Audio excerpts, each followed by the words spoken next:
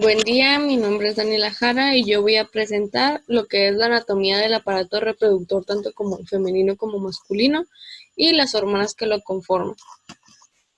Empecemos por la fisiología del aparato reproductor masculino. Lo principal es la estructura de los testículos.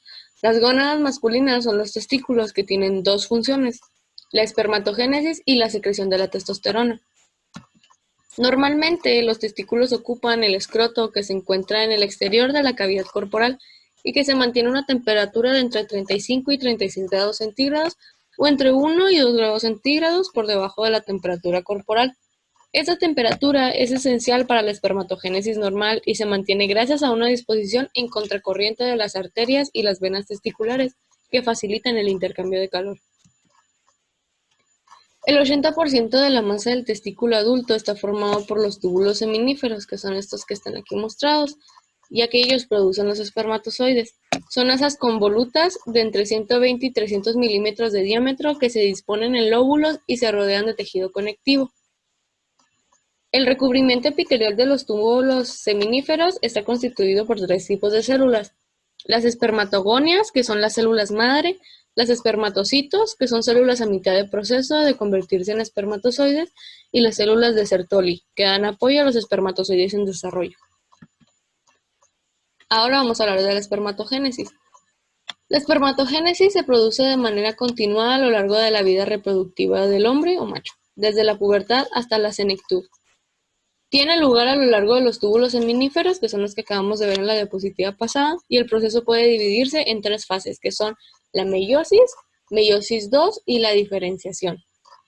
Un dato de la espermatogénesis es que este ciclo sigue una organización temporal denominada onda espermatogénica, que asegura la reproducción continuada de espermatozoides maduros.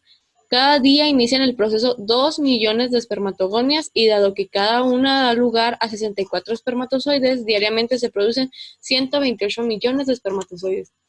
Continuando con las fases, la primera, que era la meiosis tipo 1, se diferencia entre divisiones mitóticas de espermatogonias que generan espermatocitos que estarán destinados a convertirse en espermatozoides maduros, y son los que vemos aquí. Esta es la espermatogonia, que pasa a ser un espermatocito primario.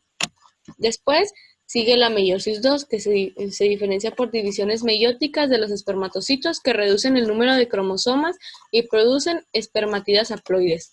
Aquí empezamos ya con los espermatocitos secundarios, a eso se refiere con los haploides, que empiezan las espermatidas. Aquí entra la etapa de la diferenciación, que es la espermiogénesis, en la que las espermatidas se transforman en espermatozoides maduros por la pérdida del citoplasma y el desarrollo de un flagelo, que son estos que vemos ya aquí.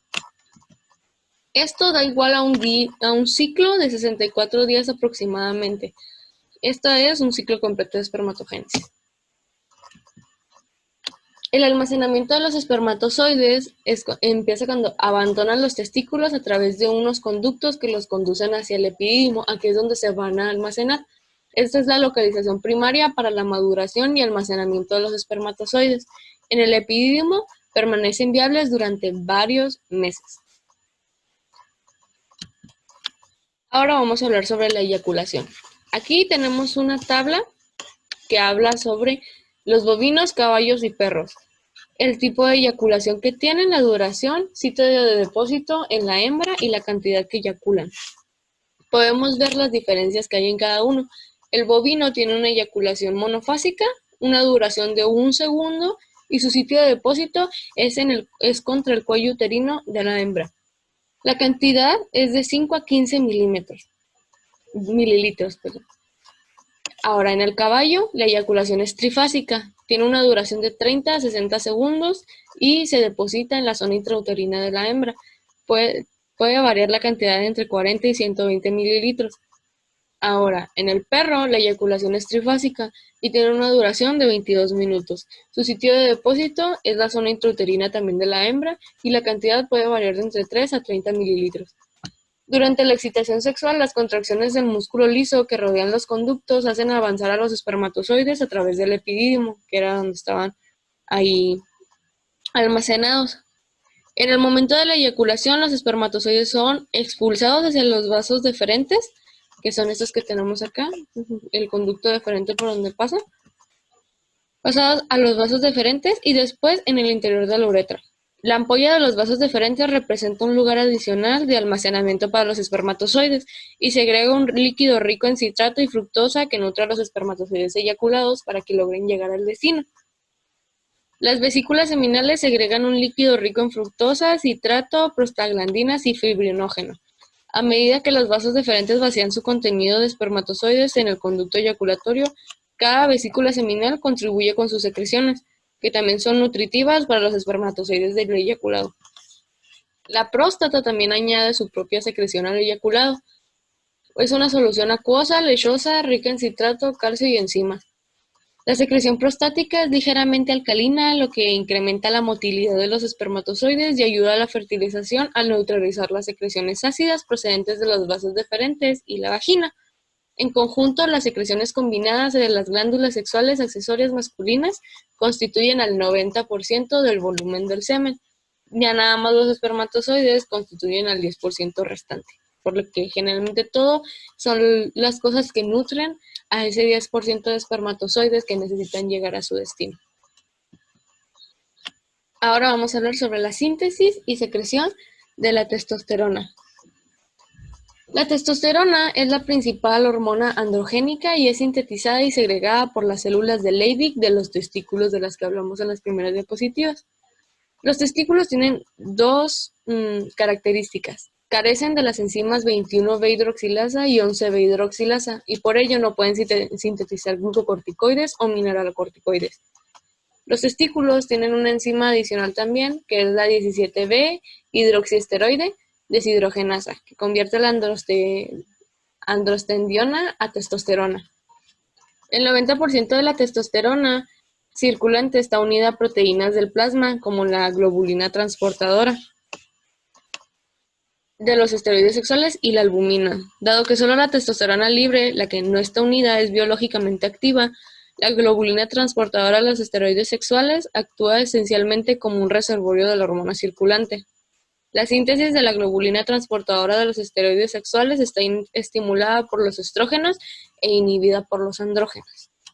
Aquí podemos ver el proceso. Y hasta que la testosterona, cuando se convierte en testosterona, entra la 5-alfa reductasa que está en los tejidos diana y la convierte en dihidrotestosterona. Ahora vamos a hablar sobre la regulación de los testículos. Ambas funciones de los testículos, que son la espermatogénesis y la secreción de la testosterona, de lo que acabamos de hablar en la diapositiva pasada, están controladas por el eje hipotálamo hipoficiario. La hormona hipotalámica es la hormona liberadora de las gonadotropinas GnRH y las hormonas del lóbulo anterior de la hipófisis son la hormona foliculoestimulante FSH y la hormona luteinizante LH. Así, la función de la LH en los testículos es paralela a la función de la ACTH en la corteza suprarrenal. Estimula el primer vaso de la vía esteroidogénica. La testosterona segregada por las células de Leydig tiene funciones tanto locales en el interior de los testículos, esto tiene efectos parácrinos, como en otros tejidos diana, que tiene efectos endocrinos. Es interesante considerar que la testosterona se difunde desde las células de Leydig hasta las células de Sertoli, que son cercanas, donde refuerza la acción espermatogénica de la FSH y extratesticularmente la testosterona se secreta a la circulación general y se vehiculiza hacia los tejidos diana. Aquí tenemos qué son la GnRH y qué son la FSH y LH, de lo que acabamos de hablar. La GnRH es un decapéptido segregado por las neuronas hipotalámicas en los núcleos arcuatos. Es segregada a la sangre portal por el hipotálamo hipoficiario, siendo liberada en concentraciones elevadas en el lóbulo anterior de la hipófisis. La FSH y la LH son hormonas del lóbulo anterior de la hipófisis que estimulan los testículos para que realicen sus funciones espermatogénicas y endocrinológicas. La FSH estimula la espermatogénesis y la función de las células de Sertoli. La LH estimula las células de Leydig para sintetizar testosterona por el incremento de la actividad de la colesterol desmolasa. Ahora vamos a hablar sobre la retroalimentación negativa. En el macho, el eje hipotálamo hipoficiario es controlado por esta. Y esta tiene dos vías. En la primera, la testosterona por sí misma actúa tanto sobre el hipotálamo como sobre el lóbulo anterior de la hipófisis, donde inhibe la secreción de GnRH y de LH a nivel hipotalámico. La testosterona reduce tanto la frecuencia como la amplitud de los pulsos de la GnRH. Aquí podemos verlo. En la segunda vía, que es a partir de aquí, las células de Sertoli segregan una sustancia denominada inhibina. Es una glucoproteína que actúa como inhibidora por retroalimentación negativa de la secreción de FSH por la hipófisis anterior. Así, las células de Sertoli que producen espermatozoides sintetizan su propio inhibidor de retroalimentación, que sirve como indicador de la actividad espermatogénica de los testículos. Aquí podemos ver esto. Ahora vamos a empezar a hablar de la fisiología reproductiva femenina.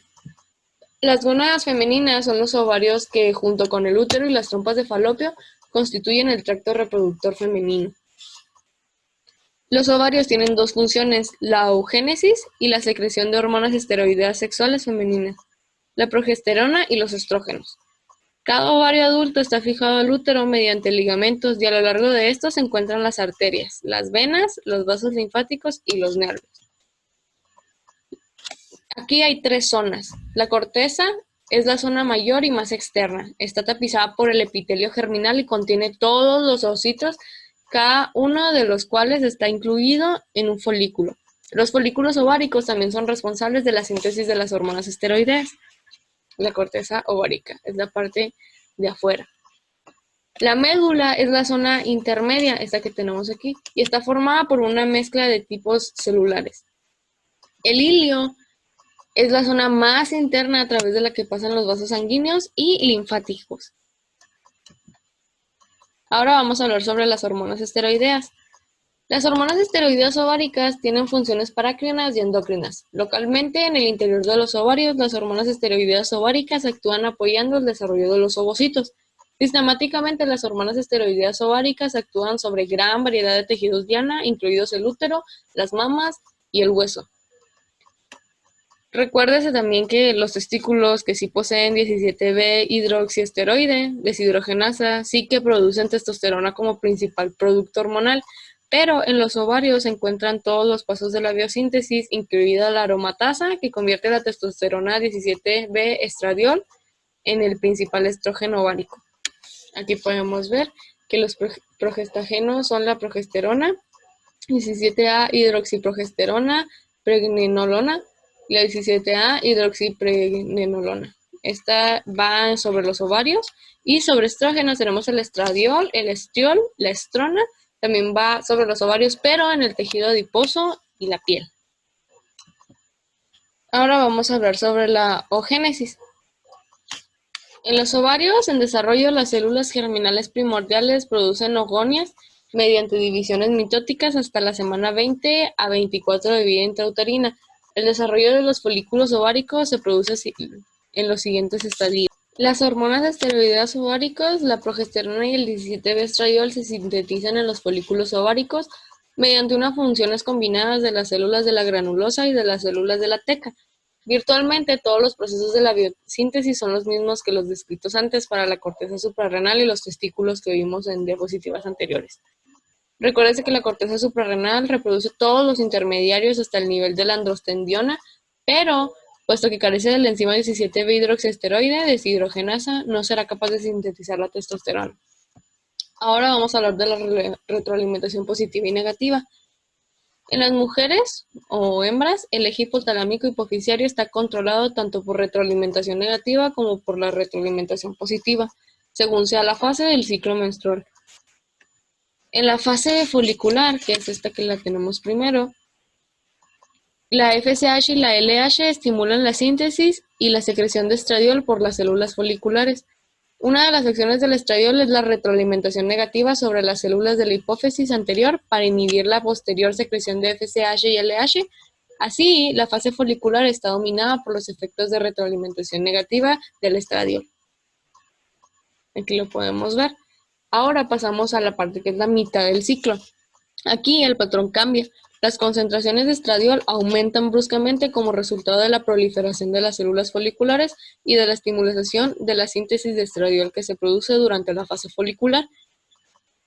Cuando se alcanza una concentración crítica de estradiol de al menos 200 picogramos por mililitro de plasma, el estradiol tiene un efecto de retroalimentación positiva sobre la hipófisis anterior, causando una mayor secreción de FSH y LH. Este pulso de secreción hormonal de la hipófisis anterior se denomina pulso ovulatorio de FSH y LH y dispara la ovulación del ovocito maduro. Y así podemos pasar ahora a la fase lútea, que es esta que tenemos aquí. En la fase lútea, la principal secreción de los ovarios es la progesterona. Aquí podemos ver, es la progesterona. Una de las acciones de la misma es ejercer una retroalimentación negativa sobre la hipófisis anterior, inhibiendo la secreción de FSH y LH. Así, la fase lútea está dominada por los efectos de retroalimentación negativa de la progesterona. Ahora vamos a hablar sobre las acciones de los estrógenos y de la progesterona. En general, las dos hormonas esteroideas ováricas funcionan de manera coordinada para dar apoyo a la capacidad y a la actividad reproductiva, incluido el desarrollo del ovocito, el desarrollo y el mantenimiento del cuerpo lúteo para mantener el cigoto, y el mantenimiento del embarazo y la preparación de las mamas para la lactancia. Aquí tenemos lo que son los estrógenos y los progestágenos. Los estrógenos están hechos por el estradiol y los progestágenos por la progesterona. Ocasionalmente, una de ellas antagoniza o modula la acción de la otra a lo largo del ciclo menstrual.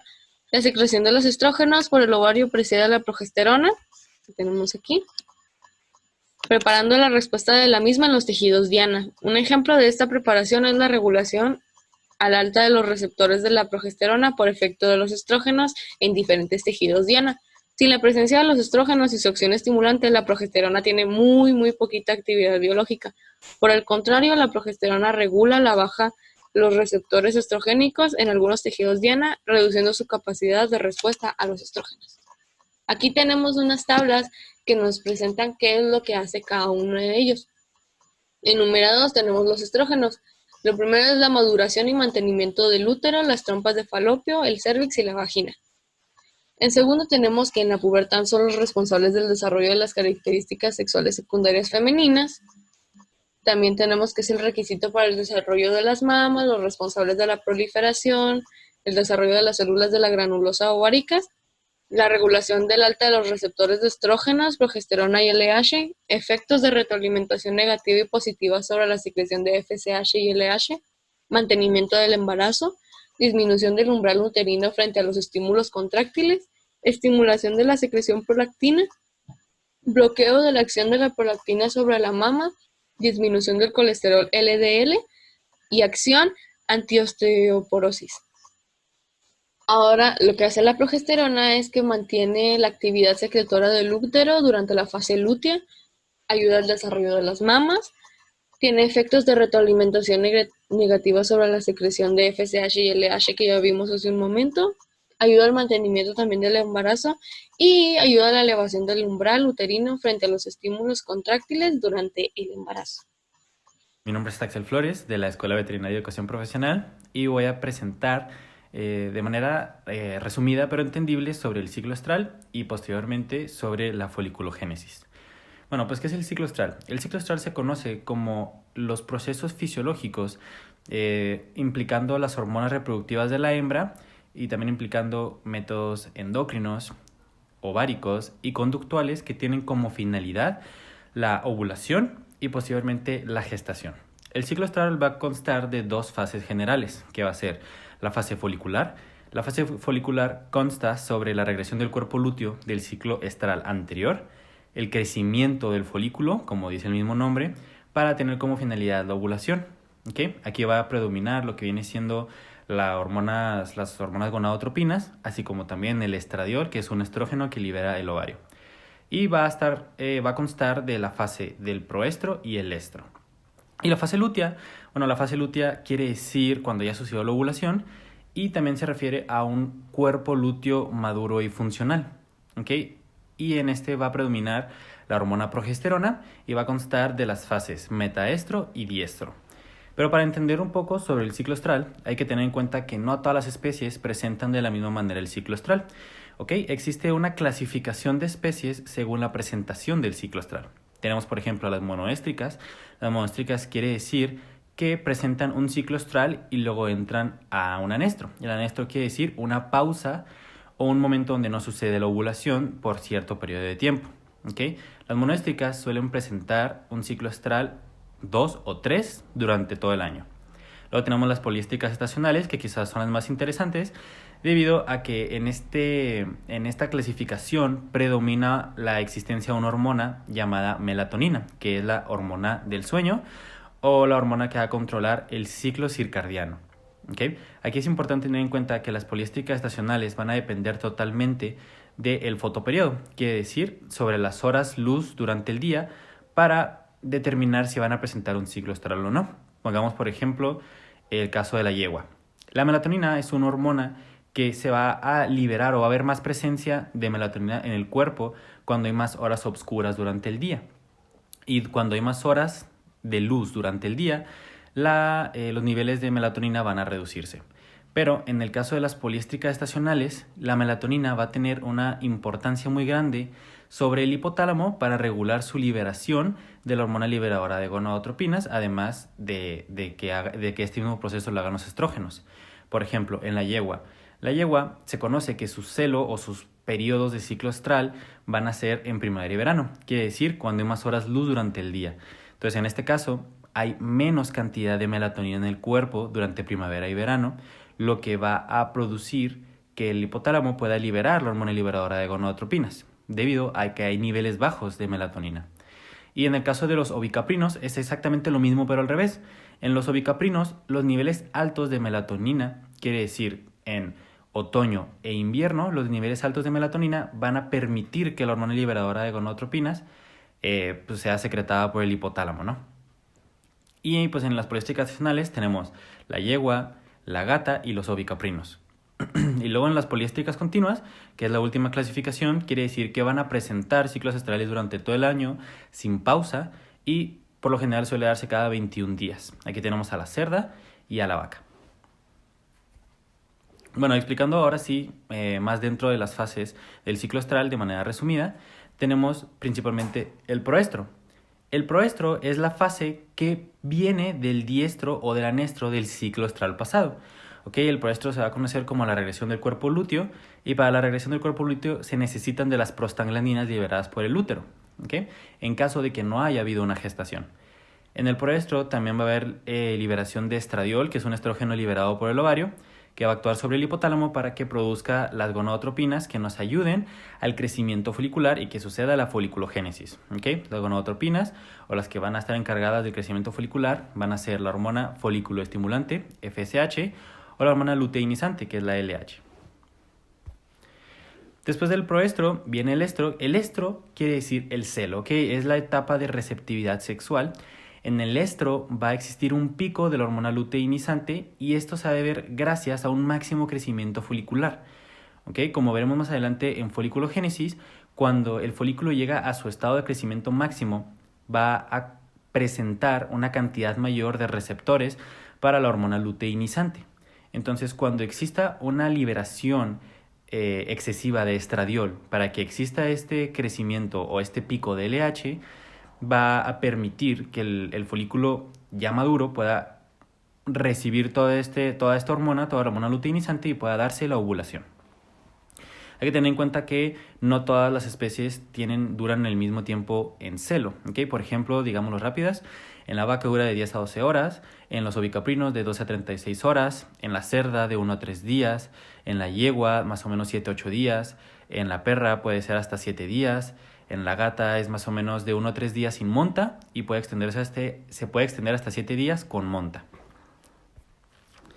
Luego tenemos el metaestro. El metaestro quiere decir la etapa cuando ya termina la receptividad sexual, ya no hay celo, la hembra ya no acepta la monta del macho y aquí ya hubo una ovulación. ¿Okay? Existen ocasiones, por ejemplo en la yegua, cuando la ovulación se suele dar unos 2 días antes de que termine el estro.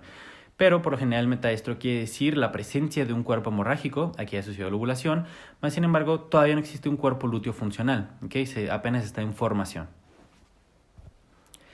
El diestro es la última o la penúltima etapa, dependiendo de la especie. El diestro quiere decir que ya existe la presencia de un cuerpo lúteo funcional. ¿Okay? El diestro es la etapa de más duración en todas las especies, dura alrededor de 10 a 14 días.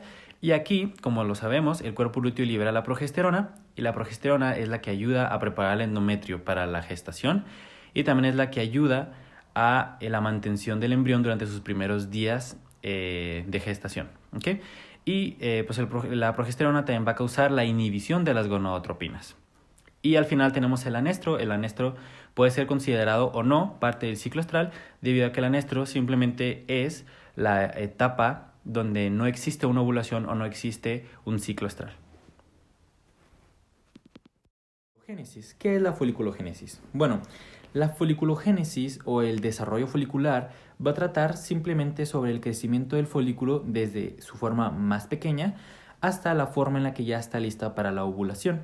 Hay que tener en cuenta que en la foliculogénesis existen 3 fases o 3 grupos generales de los folículos. Tenemos el folículo primordial, los folículos en crecimiento, que van a constar del folículo primario, el folículo primario avanzado y el folículo secundario, y por último el folículo maduro o el folículo de Graf. En algunos lugares se va a encontrar como folículo terciario, más sin embargo lo más correcto es decirle folículo maduro o folículo de Graf. El folículo primordial va a ser un folículo que es capaz de aparecer o de desarrollarse sin la necesidad de gonadotropinas. ¿Qué quiere decir esto? Este aparece en la corteza del ovario sin la necesidad o sin la estimulación de la hormona folículo estimulante ni de la hormona luteinizante. ¿Okay? El folículo primordial va a ser simplemente el ovocito, bastante pequeño, con sus mitocondrias, con su retículo endoplásmico rugoso, cubierto por una simple capa aplanada que se van a llamar células foliculares, y todo el folículo va a estar protegido por una lámina basal. Hay que tener en cuenta que esta lámina basal va a encontrarse durante todos los folículos. Luego entramos en la etapa de los folículos en crecimiento, el folículo primario. El folículo primario tiene diferentes características que se pueden observar a diferencia del folículo primordial. Primero que nada, el ovocito va a estar en un constante crecimiento durante toda la etapa de folículo en crecimiento. ¿Okay? Podemos ver el desarrollo de la zona pelúcida, gracias a unas proteínas extracelulares que va a producir el ovocito. ¿Okay? La zona pelúcida se va a formar entre el ovocito y la capa de células foliculares. La capa de células foliculares, como podemos ver, en el folículo primordial eran aplanadas, mas sin embargo en el folículo primario estas han proliferado y se han vuelto cúbicas. Posteriormente tenemos el folículo primario avanzado. En internet, en muchas presentaciones, en muchos libros de texto no se va a mencionar, mas sin embargo es importante y tiene muchas características diferentes que no son las del folículo secundario ni tampoco son las del folículo primario. Aquí lo principal que podemos observar es una proliferación de la única capa de células foliculares, se convierte en varias capas diferentes, y una vez que esto suceda, una vez que deje de ser una capa y se convierta en varias capas, se van a dejar de llamar células foliculares y ahora se llamarán células de la granulosa.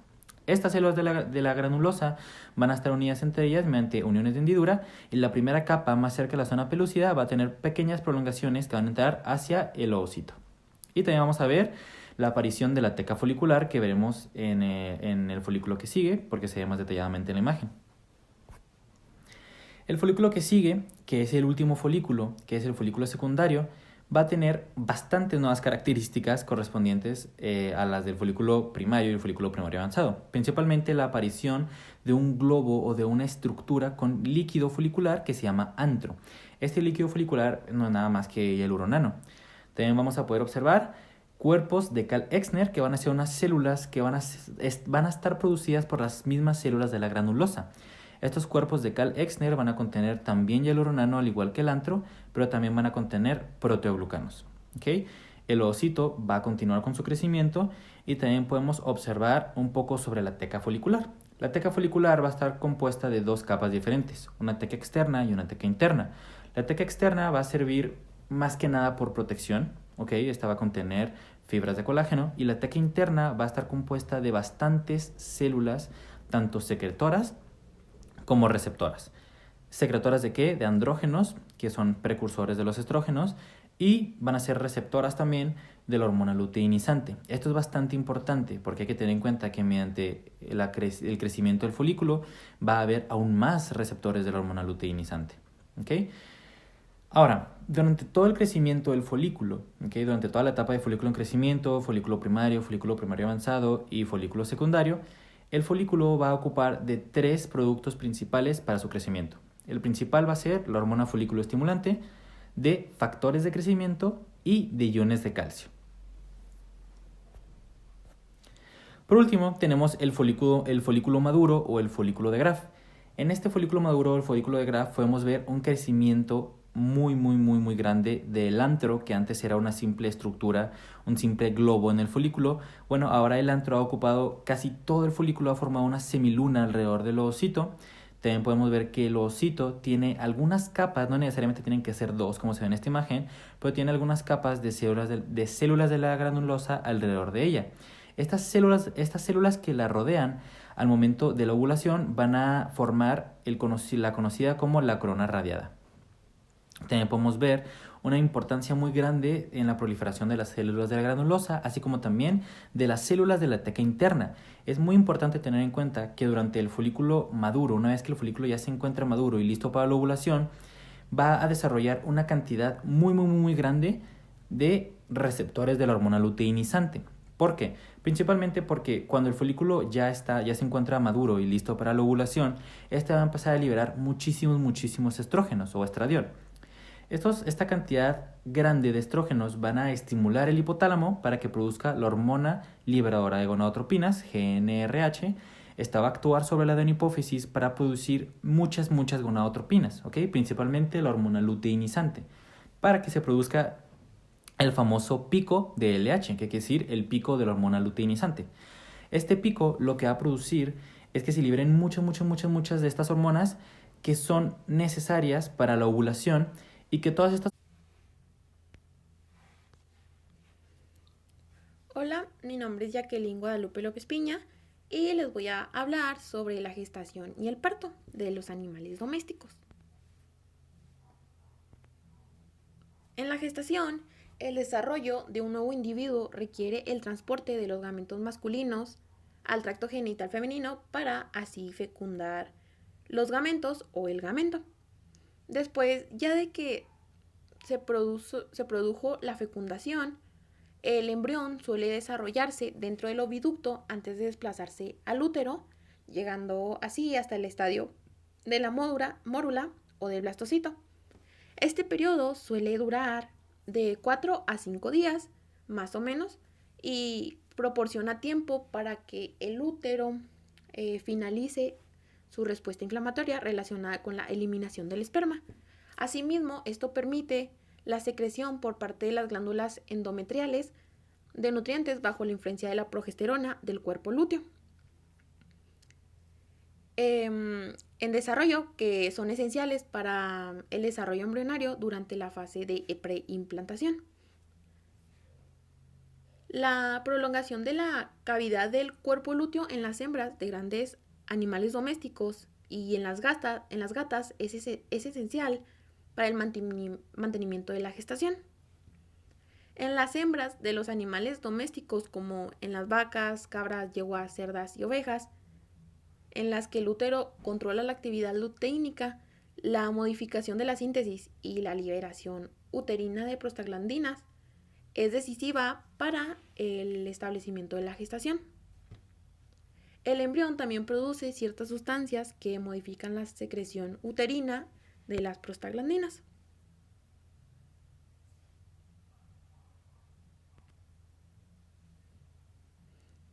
La síntesis de estrógenos por el embrión pueden informar al endometrio su presencia. Una proteína específica de origen embrionario es la trofoblastina, que esta es producida antes del día 14 de la gestación o la postovulación. Tanto en la oveja como en la vaca es importante para el establecimiento de la gestación desde un punto de vista ya inmunológico. Esta guarda una relación estructural muy próxima con la molécula conocida como interferón, El movimiento del embrión o de los embriones en el tracto también es importante para el reconocimiento de la gestación. La duración de la gestación de varias especies, que vendrían siendo los domésticos, es de los porcinos, que serían las cerdas, de 115 días, los equinos, las yeguas, 336 días, caninos, las perras, de 63 días, los felinos, las gatas, de 63 a 66 días, en bovinos, de 284 días, y ovinos y caprinos, de 151 días. El parto. Ahora voy a hablarles sobre el parto. Durante la gestación, el útero se agranda y se estira de forma progresiva como consecuencia del crecimiento fetal. Y el cortisol fetal induce la síntesis de enzimas placentarias que convierten la progesterona en estrógenos. La van a convertir. Este proceso se produce en diferentes tiempos. Antes del parto, ahí variaría la especie animal. Por ejemplo, comenzando en los días 25 a 30 del parto en el ganado vacuno, de 7 a 10 días en las cerdas y de 2 a 3 en ovejas. El resultado final de la secreción de los estrógenos es la secreción de las prostaglandinas, sobre todo la prostaglandina 2 alfa, que es la hormona principal para que se inicie el parto. Una vez que ya comienza su secreción, se activa la fase aguda de esta, y el papel de la oxitocina es el inicio del parto. Es probable que también esta como complemente la acción de la prostaglandina 2 alfa para que así logren pues su objetivo. Las prostaglandinas, tanto la prostaglandina como la prostaglandina 2 alfa, ejercen efectos importantes a nivel del cérvix, ya que intervienen en la relajación, la dilatación, y de este modo permiten que el feto logre pasar en el parto. En algunos animales, como en la vaca, en la cabra, la perra y la gata, la síntesis y la liberación de prostaglandinas 2 alfa inicia la regresión del ciclo, del cuerpo lúteo de 24 a 36 horas antes del parto, con completa retirada de la progesterona de 12 a 24 horas. Aunque en estas especies la retirada de la progesterona es esencial para el parto, hay que destacar que este fenómeno por sí solo no se inicia, sino que es la liberación de la prostaglandina la que es responsable de la luteólisis, y la que también induce, y la que induce a las contracciones miometriales. En la yegua también, como en los primates, el nacimiento ocurre aún así, aunque las concentraciones de progesterona se mantengan elevadas durante el proceso. En esta situación, la prostaglandina puede superar los efectos supresores de la progesterona sobre la actividad miometrial. En los animales que depende la producción de la progesterona para el mantenimiento de la preñez, no es posible desactivar esta función y continuar con otras que son necesarias para el mantenimiento del feto en el momento del parto. La oxitocina, también, como ya había dicho, también es una molécula importante en el proceso del parto. Los estrógenos inducen la formación de receptores de oxitocina en el miometrio. También la oxitocina actúa de forma sinérgica a la prostaglandina 2 alfa, promoviendo las contracciones uterinas. Una hormona también muy importante para la preparación del parto es la relaxina, que esta provoca la relajación de los ligamentos y de los músculos asociados que rodean al canal pélvico, lo que permite que